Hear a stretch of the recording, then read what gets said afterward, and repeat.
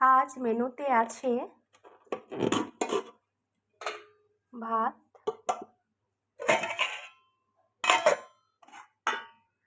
বাঁধাকপির তরকারি, ওলের তরকারি,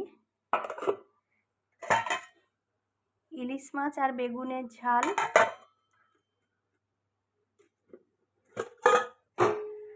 আর আছে পায়েস। সবাইকে অসংখ্য ধন্যবাদ।